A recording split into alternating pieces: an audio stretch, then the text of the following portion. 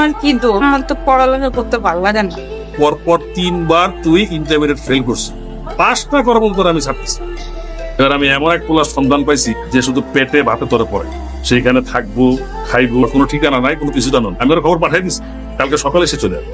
যে ঠিকানা বলছিলেন ওই ঠিকানা ধরে চলে আসছে। আরে তাড়াতাড়ি আসো, মেহমান আসছে। কে আসছে? আরে ঋতুর নতুন মাস্টার। কি নাম বাবা তোমার? আসসালামু আলাইকুম চাচা। ওয়ালাইকুম আসসালাম। আমার নাম রায়হান। খুব ভালো ছেলে, ডিগ্রি সেকেন্ড ইয়ার। ওর শুধু একটাই কাজ, নিজে লেখাপড়া করবে আর তোরে লেখাপড়া করাবে। তাহলে বাকি কথা পরে বলবো না। যাও মা, ফটো দেখা। আমার মাইয়ার কাছে টিকতে পারলে হয়। ও সরি সরি, এটা কোন ধরনের ফাইল দেন? আমার না বুঝছেন এই পড়াশোনার কথা শুনলে খালি মাথাটা কেমন কেমন। তার বাবা অনেক বিশ্বাস করে আমার এই জায়গায় আছে, আমি তার বিশ্বাস নষ্ট করতে চাইছি। আপনি দয়া করে একটু পড়েন। এ হেরে চায়ের মধ্যে তো থুতু দিছিলাম, মনে করছিলাম আমার কাপ, এটা মনে করে একটু থুতু দিছিলাম। এটা করলেন কি আমার বই থেকে চলে এসেছে।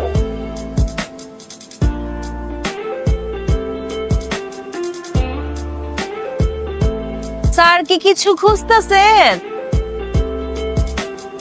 আহারে সাইকেলের হাওয়া দিছে।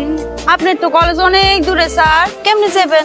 এইসব নিয়ে চিন্তা করতেছি না, বাজারে গেলে সব ঠিক করন যায়। বইগুলা কই? আমার বইগুলো ফেরত দেন। আমার বইগুলো আমার দিয়া দেন। আপনার কষ্ট দেখা আমার মন থেকে ভাবে গেল। দেখেছি প্রথমবার ওই চোখের চশমা, আমার ভাল লাগছে, ভাল লাগছে, ভাল লাগছে। টিং টিং টিং চুপ কর স্যার। কোন আমার বইগুলা কই? আপনারা যদি না কোন আমি কিন্তু চাচার কাছে গেছি। ওই যে সামনে দৌড়ে গেলে ওই এই যে সামনে এটা বুঝুনি আছে।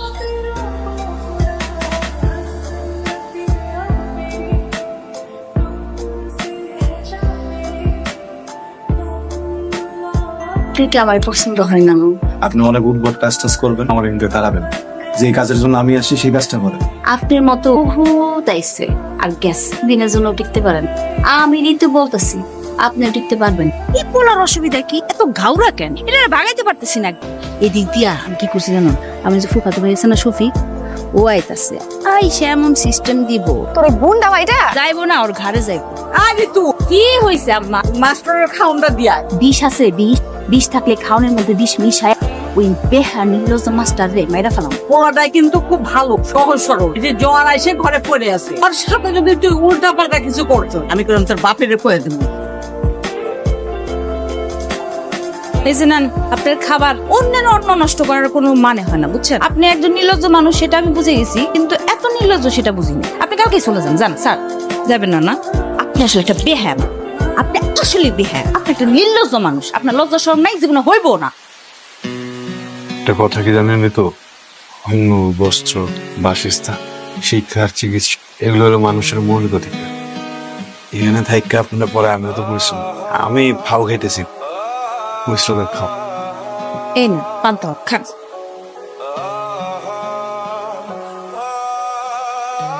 ওয়ালাইকুম।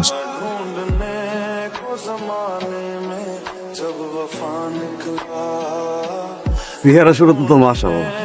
আসসালামু আলাইকুম। আদব কেন জানালি?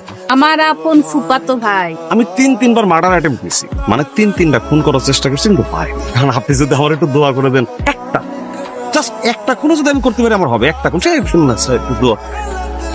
দোয়া একদম খেয়াল লাইফের মধ্যে এলাকা ছেড়ে যাবে। আপনি এই সময় আমার ঘরে কেন হয়েছে? আমি না কোনোভাবে এই সূত্রটা মিলাইতে পারতেছি না।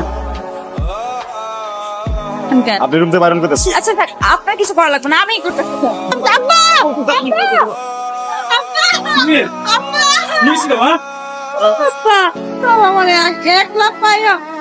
ওরা নির্বাচন এত বড় সাহস মানে করলো, তবে আলাদা ধরে নিয়ে আয়। আজকে বাড়িতে বের করে যা বাবা, কালকে সকালে 40 টাকা লাগবে। সেই 40 গ্রামের মানুষের সামনে গলা দিতে পারবো না, আমরা ব্যাক করি।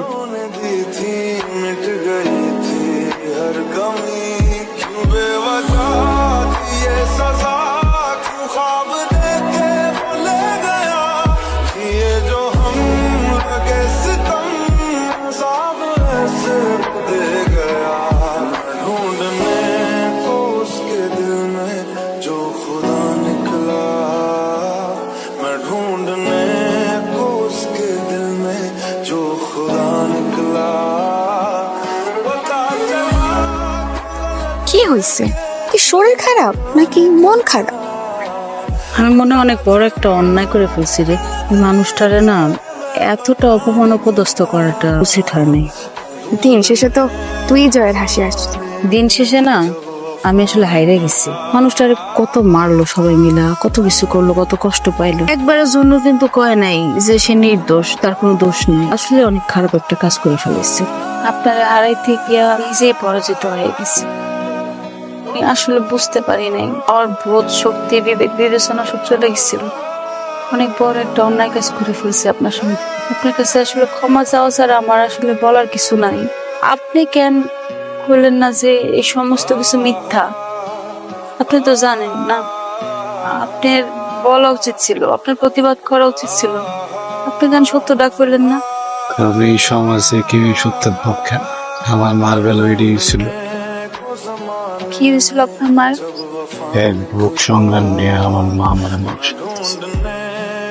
আমার ফেরি মালিকের নাম ছিল কালু মিয়া। একদিন হঠাৎ মায়ের চোখ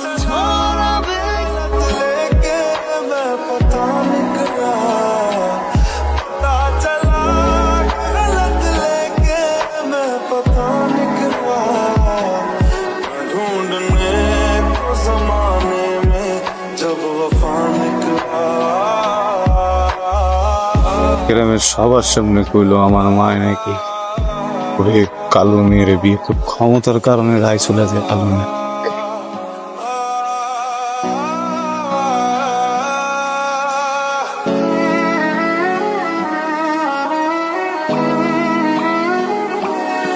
जिसके आने से मुकम्मल हो गई थी जिंदगी, दस्तके खुशियों ने दी थी मिट गई। যে এত যন্ত্রণা, এটা তো আমি কোনোদিনও বুঝতে পারি নাই। এগুলো আমার নিজেরই অনেক খারাপ লাগতেছে। হ্যাঁ, চলেন। কই আমার কারণেই তো আপনার সম্মান গেছে। আপনার সম্মান ফেরত আনতে চলেন। সম্মান একবার চলে গেলে আর কখনো ফেরত আসে না। আমার আপনি আটকে আন, তাতে বরং আপনি অসম্মানিত হবেন।